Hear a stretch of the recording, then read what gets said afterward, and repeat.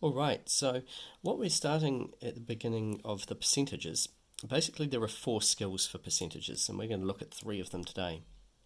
Now there are videos for each of these individual skills as part of the lesson, but this is sort of a general run through of all of them together and an example of each one.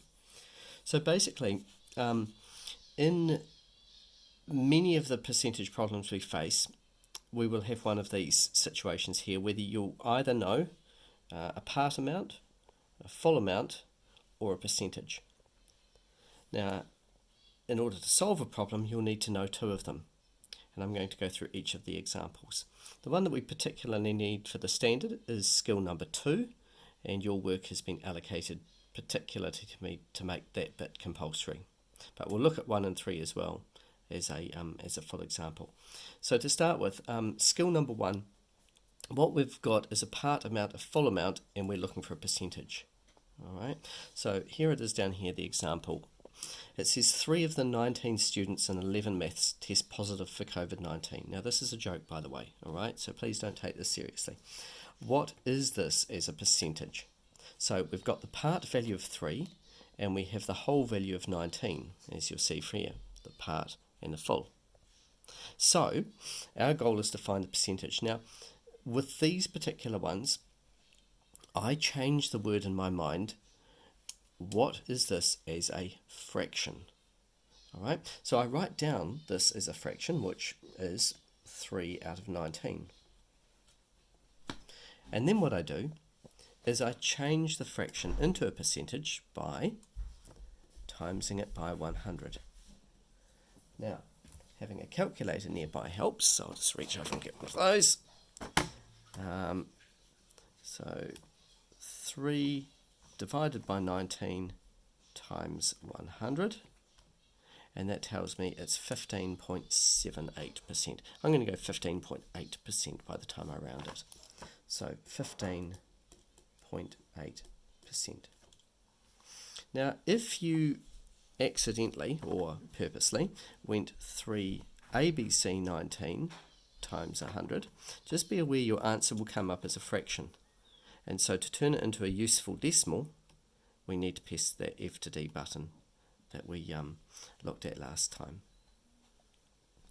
All right, so that's turning when you know a part amount and a full amount into a percentage. Right, skill number 2, and this is the most common one that you'll see in the standard. You're told a certain percentage of a whole amount, and you're asked to find out the part amount. So I've got an example here, a nice little example. Jess's pet goat escapes into the garden and eats 65% of her mum's best lettuces.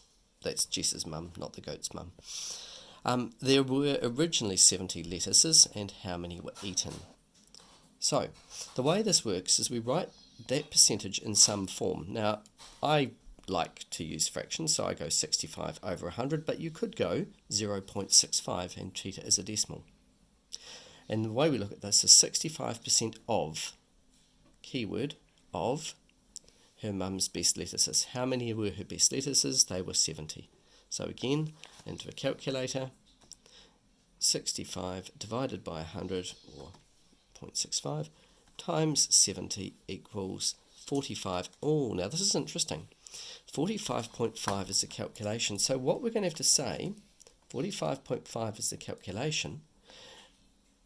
I'm going to say either 45 or 46 lettuces, one either side, and that gives me a whole number. 45 or 46 lettuces were eaten.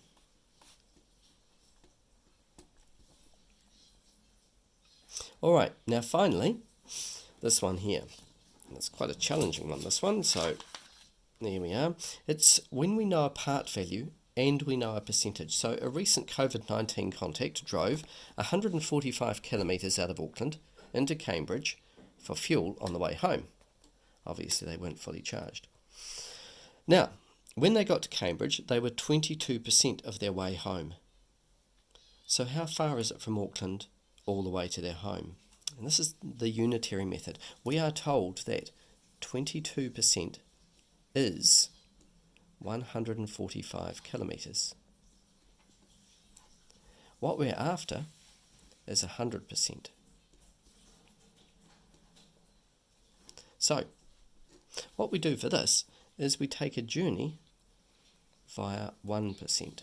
And that's why this is called a unitary method. It goes via the number 1, which is a single unit.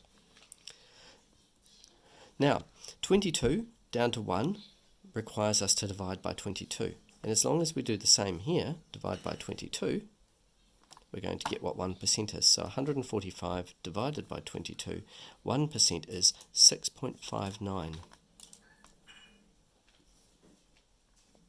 kilometres. Therefore, 100% is going to be 659 kilometres. So obviously, they live in Wellington. So have a look at the other videos that go into depth about these, and then you ask any questions on Hangouts.